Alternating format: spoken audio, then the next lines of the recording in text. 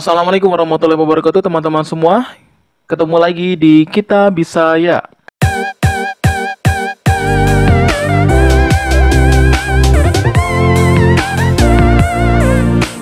Baik teman-teman semua, kali ini kita akan membahas tentang soal SKB CPNS dan juga APPG. Jadi ini kita akan membahas tentang pengembangan kompetensi profesionalisme untuk guru SD ataupun PGSD dan juga tenaga pendidik. Dan kita ambil untuk materi bahasa Indonesia dengan tema parafrase ya. Ini saya sesuaikan dengan FR-nya. Jadi nanti saya akan bahas satu persatu, intinya seperti itu. Nanti saya akan bahas materinya seperti apa. Kemudian soalnya seperti apa gitu ya. Jadi tetap aja untuk pantengin nih channel ini, nanti insya Allah akan update terus ya untuk informasinya. Dan buat teman-teman yang belum klik tombol subscribe, silahkan klik tombol subscribe-nya terlebih dahulu. Dan juga jangan lupa untuk klik tombol loncengnya supaya nanti kalian tahu nih notifikasi kapan aku upload ya. Jadi nanti ketika aku upload, kalian akan dapat notifikasi, oh ini ada tentang ini gitu ya. Jadi yang saya share itu nggak cuma tentang pendidikan, tapi juga berkaitan dengan umum. Kayak misal mungkin kejaksaan ataupun kemarin ada kayak PUPR gitu kan, dan lain-lain. Intinya seperti itu. Tapi tetap ya, kalau misalnya ada yang belum saya upload ya, mohon sabar karena karena memang informasi yang saya dapat itu juga terbatas, nggak sembarangan bisa kita kita dapat informasi dari beberapa beberapa website ataupun beberapa media sosial seperti itu. Jadi kalau misalnya kemarin ada permintaan untuk PUPR dong bang gitu kan, misal ntar dulu, kita carinya bukan nggak mau upload, tetapi memang informasi yang kita dapatkan terbatas gitu aja sih. Oke, langsung aja. Oh ya, sebelum masuk ke soal, alangkah baiknya kalian atur dulu untuk resolusi pixelnya supaya nanti ketika ditayangkan nggak ngeblur ya. Kayak gini caranya.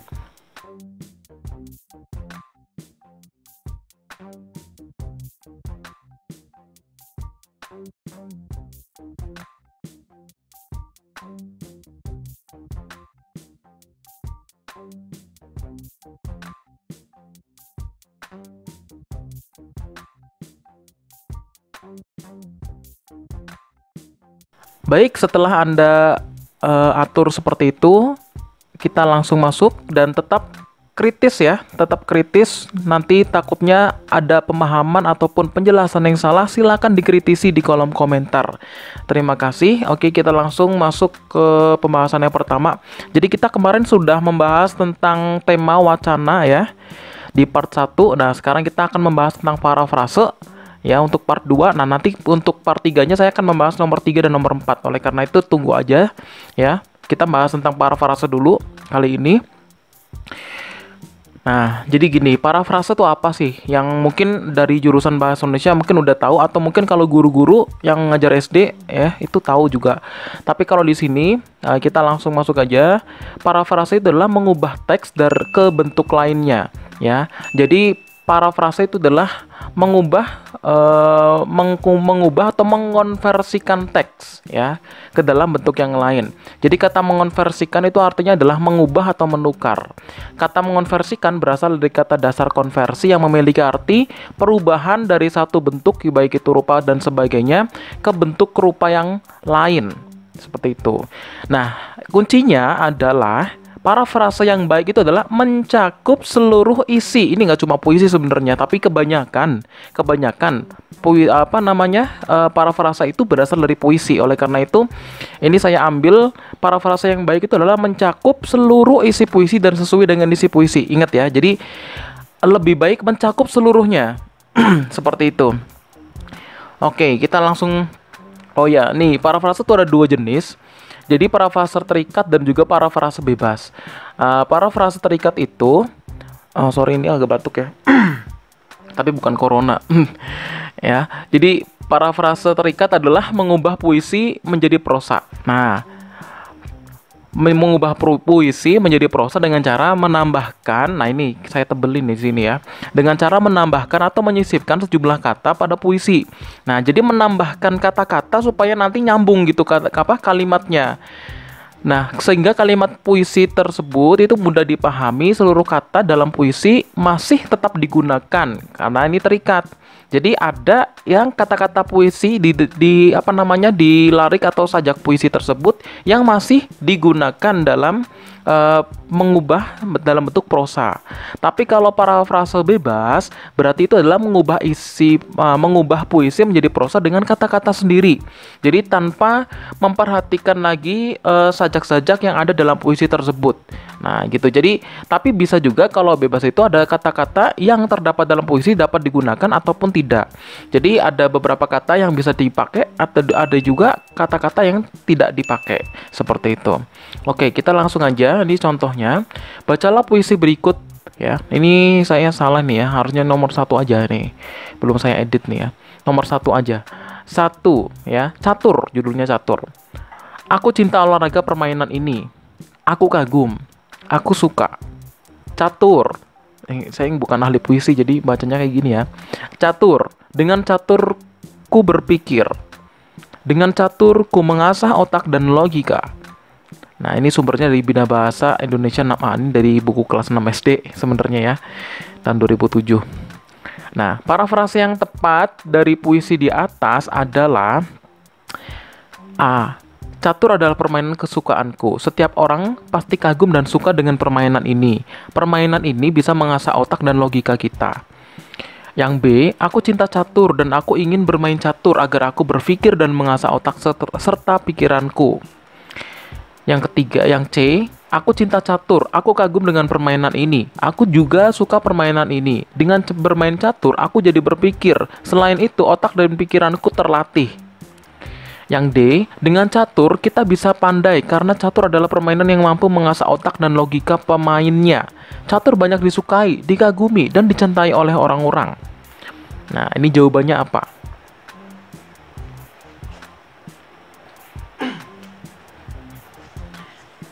Ya, ini lebih tepat jawabannya adalah yang C ya. Jadi, kenapa jawabannya yang C? Karena di sini ini kita harus lihat dulu.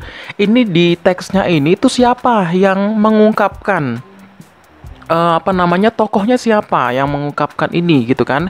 Di sini adalah kata-kata aku gitu kan. Berarti ini adalah menggunakan kata ganti orang yang pertama. Nah, karena itu berarti kita harus memilih juga yang menggunakan kata ganti yang pertama. Misalnya yang A, catur adalah permainan kesukaanku. Setiap orang pasti kagum dan suka dengan permainan ini. Nah, padahal di sini ya walaupun ini nggak menyebutkan bahwa di sini makna tersirat ada untuk orang lain gitu ya, tetapi di sini itu konteksnya adalah aku di sini, bukan untuk orang lain ya. Jadi A kita pinggirin dulu. Kemudian yang B, aku cinta catur dan aku ingin bermain catur agar aku berpikir dan mengasah otak serta pikiranku. Padahal di sini dia itu bermain catur bukan karena bukan karena dia itu berpikir dan juga mengasah otak, tapi dia tuh suka gitu kan.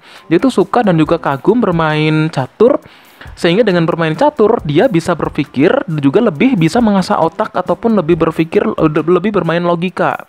Seperti itu. Jadi ini yang B kalimatnya salah kalau saya rasa ya. Jadi pemahamannya juga salah. Nah, kalau yang D, dengan catur kita bisa pandai karena catur adalah permainan yang mampu mengasah otak. Emang orang pandai itu dengan bermain catur? Kan nggak juga, ya kan? Jadi ini kalimatnya pemahaman juga salah. Jadi dari atas juga udah salah. Sehingga jawabannya yang paling tepat adalah C. Aku cinta catur. Aku suka dengan permainan ini. Aku suka permainan ini. Dengan bermain catur aku jadi berpikir. Selain itu, otak dan pikiranku menjadi terlatih. Nah, ini udah mantep banget ini kan, karena tokoh yang diceritakan dalam puisi tersebut itu menceritakan tentang aku di situ. Oke, bisa terima ya? Oke, kita lanjut nomor 2. Nah, ini saya ambil soal dari internet tentang soal UN SMA tahun bulan April, tanggal 1 April 2019 ya. Nah, ini sorry teksnya nggak saya ubah karena bentuk aslinya seperti ini. Oke, ini masih kelihatan ya teman-teman ya. Oke, saya bacain. Pak Jaman dihormati oleh warga di kampung. Mereka menganggapnya sebagai seorang pahlawan karena telah berani ikut mengangkat senjata melawan Belanda. Warga kampung juga mengetahui bahwa Pak Jaman seorang yang soleh dan juga beragama. Tak cukup itu saja, Pak Jaman tak segan-segan membantu para tetangganya yang mengalami kesulitan. Sering didapati ia memberikan bantuan dalam bentuk barang, uang, ataupun tenaga ketika tetangganya kesulitan dan membutuhkan bantuan. Wajar kalau kemudian semua warga kampung menyukai dan menghormati beliau dengan perangainya yang baik. Ringkasan yang tepat sesuai dengan kutipan novel di atas adalah, nah tadi kan saya nyebutnya puisi, nah ini adalah novel gitu ya. Jadi memparafrasekan. Jadi ringkasan ini walaupun ini bentuknya ringkasan, tetapi sebenarnya itu memparafrasekan dari dua paragraf ini, seperti itu. Yang A, Pak Jaman yang dihormati orang di kampung termasuk orang-orang Belanda. Nah, ini udah kalimatnya ya. Coba saya baca lagi. Pak Jaman yang dihormati orang di kampung termasuk orang-orang Belanda sehingga ia layak dijadikan pahlawan. Beliau juga selalu membantu para tetangga yang membutuhkan bantuannya baik dalam bentuk barang, uang ataupun tenaga. Yang B, Pak Jaman dihormati orang Belanda karena ia orang soleh sehingga ia dianggap sebagai pahlawan di kampungnya. Di samping itu, beliau juga tidak segan untuk membantu tetangganya yang mengalami kesulitan. Yang C, Pak Jaman orang yang soleh dan beragama. Beliau juga berani angkat senjata ketika melawan Belanda sehingga ia dihormati dan dianggap sebagai pahlawan di kampungnya. Beliau juga disukai karena berperangai baik dan suka membantu orang yang membutuhkannya. Yang D, seorang yang soleh dan beragama pasti disukai banyak orang. Beliau layak digelari pahlawan karena ikut mengangkat senjata ketika perang melawan Belanda serta membela orang miskin di kampungnya. Yang E, sosok pahlawan yang berani mengangkat senjata melawan Belanda adalah Pak Jaman. Dia juga dipandang orang yang soleh karena beragama dan berperangai baik, serta suka membantu orang yang membutuhkan pertolongannya. Nah, kira-kira dari 5 jawaban ini udah kelihatan banget jawabannya mana, ya kan? Ya, silakan dijawab dulu.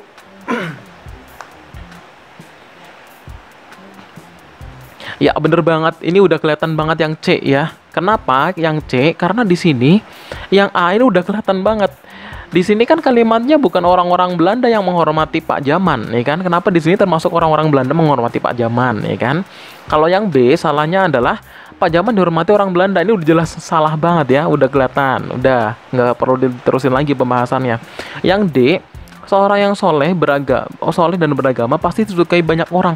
Padahal di sini ya kan konteksnya itu bukan berkaitan dengan hal ini, ya kan? Kalau di sini adalah Pak Jaman dihormati oleh warga kampung karena dulu beliau itu adalah orang yang ikut sebagai veteran gitu kan, ibaratnya sebagai tentara melawan Belanda gitu, bukan orang yang soleh dan beragama aja gitu. Kalau yang E, sosok pahlawan yang berani mengangkat senjata melawan Belanda adalah Pak Jaman. Ini seolah-olah ini adalah teksnya itu terlalu membanggakan sosok Pak Jaman ini sebagai seorang pahlawan gitu kan. Padahal sosok pahlawan itu bukan hanya orang yang mengangkat senjata melawan Belanda gitu. Jadi ini udah jelas banget yang D sama E itu salah ya. Jadi jawabannya adalah yang C. Jadi kalau pembahasan tambahannya seperti ini, kenapa jawaban yang C? Karena parafrase yang di situ, ya kan, itu adalah menguraikan kembali teks suatu karangan dalam bentuk susunan kata-kata yang lain dengan maksud untuk dapat menjelaskan makna yang tersembunyi di situ. Memparafrasekan itu artinya adalah menguraikan kembali suatu teks dalam bentuk lain. Pengubahan teks ke bentuk teks yang lain haruslah mempertahankan kesamaan isi meskipun strukturnya berbeda. Jadi harus tidak boleh keluar dari konteks ceritanya seperti itu. Jadi yang ini jawaban yang dari A, B, kemudian D dan E ini udah keluar konteks ya. Pemahamannya udah beda gitu. Oke, langsung aja kita masuk ke soal selanjutnya, itu nomor 3. Nah, ini puisi ya. Pelitaku, guruku. Ini judulnya Pelitaku maksudnya. Guruku, ilmu yang kau berikan laksana pelita yang tak pernah padam, menerangi jalan gulita, agar kaki tak salah melangkah. Nah, puisi tersebut jika diubah menjadi prosa, menjadi A. Guruku memberikan ilmu yang bermanfaat agar setiap orang tidak salah melangkah. B. Ilmu yang guru berikan bagikan pelita yang memberi penerangan di gelap gulita agar kita tidak salah mengambil keputusan. Yang C. Guru memberikan ilmu seperti pelita yang tidak pernah padam dan menerangi jalan yang gelap agar kaki tidak salah melangkah. Yang D, guru memberikan ilmu tidak pernah mengeluh agar generasi penerus tidak salah melangkah. Ya, jawabannya adalah ya, bener banget, jawaban adalah yang C ya. Jadi kuncinya adalah harus tadi kan parafrase yang baik itu adalah mencakup seluruh dari isi puisi tersebut. Nah, berarti dari keempat pilihan ini, ya kan? Dari keempat pilihan ini berarti yang mencakup seluruh isi puisi itu adalah yang C, ya. Kalau yang A, kenapa salah? Karena guru memberikan ilmu yang bermanfaat agar setiap orang tidak salah melangkah. Nah, seperti yang tadi dijelaskan bahwa di sini adalah tokohnya adalah aku, ya. Tokohnya adalah aku. Dan di sini juga kalau dari kalimatnya ini ada kalimat yang tidak dimasukkan, yaitu adalah laksana perita yang tidak pernah padam. Nah, di sini A juga tidak ada kalimat itu. Nah, jadi kuncinya parafrase itu adalah menunjukkan suatu isi yang mencakup seluruh dari isi puisi tersebut, ya. Jadi prosa yang dibuat itu atau yang dibentuk itu harus mencakup yang lebih baik. Kalau ada yang lebih baik adalah mencakup seluruh yang ada di sajak puisi tersebut, seperti itu. Ya, insya Allah bisa dipahami teman-teman ya. Pokoknya ini udah kelihatan banget orang Jawa ya. Ya, pokoknya kita belajarnya itu adalah untuk parafrasa adalah lebih bagus atau lebih baik itu kalau mencakup seluruh isi sajak tersebut gitu. Itu yang kita pegang kuncinya. Oke, lanjut ya, nomor 4. Bacalah puisi di bawah ini masih berkaitan dengan puisi. Pembagian rapor. Hatiku deg-deg-dug. Rapor akan dibagikan. Masih bintang kelas kah aku? Nah, parafrase yang tepat untuk penggalan puisi di atas adalah puisinya singkat, padat ya. Yang A, aku tidak sabar menanti pembagian rapor. Yang B, rapor akan segera dibagikan. Bagaimana rapatku nanti? Yang C, hatiku berdebar-debar. Rapor akan segera dibagikan. Aku ingin tahu apakah aku masih menjadi bintang kelas.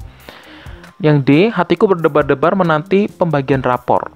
Nah, ingat kunci yang tadi saya sampaikan, ya, parafrasa adalah mencakup seluruh isi puisi. Berarti jawabannya adalah yang ya, bener banget yang C, ya. Parafrasa yang benar adalah mencakup seluruh isi puisi dengan sesuai dengan isi puisi tersebut. Seperti itu. Jadi jawabannya yang C. Itu ya, itu yang saya pegang. Silahkan Anda kalau ingin berkomentar, silahkan komen di kolom komentar ya. Dan yang terakhir, yang nomor 5, ini masih puisi juga. Sahabat, katakan pada dunia, kita adalah sahabat. Suka dan duka kita akan selalu bersama, walau jurang memisahkan kita. Nah, parafrase yang tepat untuk penggalan puisi di atas adalah A, kita ini bersahabat, kita tidak akan berjauh-jauhan, kita selalu bersama hingga jurang memisahkan kita. Yang B, katakanlah pada dunia bahwa kita adalah sahabat yang selalu bersama dalam keadaan suka dan duka, maupun duka. Kita juga akan tetap bersama meski jurang memisahkan kita. Yang C, katakan pada dunia, kita ini sahabat setia satu selamanya. Atau yang D, sahabat untuk selamanya, kau dan aku sahabat untuk selamanya.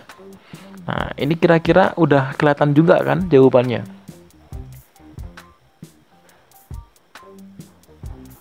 Ya, jawabannya adalah yang B ya. Walaupun ini kalau saya rasa sih bukan jurang yang memisahkan kita harusnya jawabannya ya. Jadi kita juga akan tetap bersama meski jarak ya. Meski jarak kita saling berjauhan mungkin, atau mungkin kita dipisahkan dengan jarak yang jauh, tidak bisa saling bertemu gitu kan. Ini kan artinya parafrase juga bisa mengubah kata-kata yang ada di ada di sajak puisi tersebut, karena ini kan maknanya tersirat ya. Jadi gitu. Tapi nggak apa-apa di sini karena jawabannya adanya itu, ya udah kita pilih yang B ya, karena itu yang paling mendekati. Gitu ya. Oke, mungkin teman-teman ya, mungkin itu dulu untuk pembahasan kali ini. Kita nanti masuk ke part 3 untuk bentuk paragraf ya. Jadi tetap tunggu aja untuk materinya. Silakan pantengin terus channel ini, dan juga jangan lupa untuk klik tombol subscribe, juga klik tombol loncengnya, dan juga jangan lupa untuk share ke teman-teman kalian kalau memang video ini bermanfaat. Dan juga jangan lupa kalau misalnya ada pembahasan yang mungkin berbeda dengan dengan pemahaman teman-teman semua, silakan dikritisi karena kita di sini sama-sama belajar. Oke, terima kasih. Terima kasih. Ketemu lagi di part 3. Assalamualaikum warahmatullahi wabarakatuh.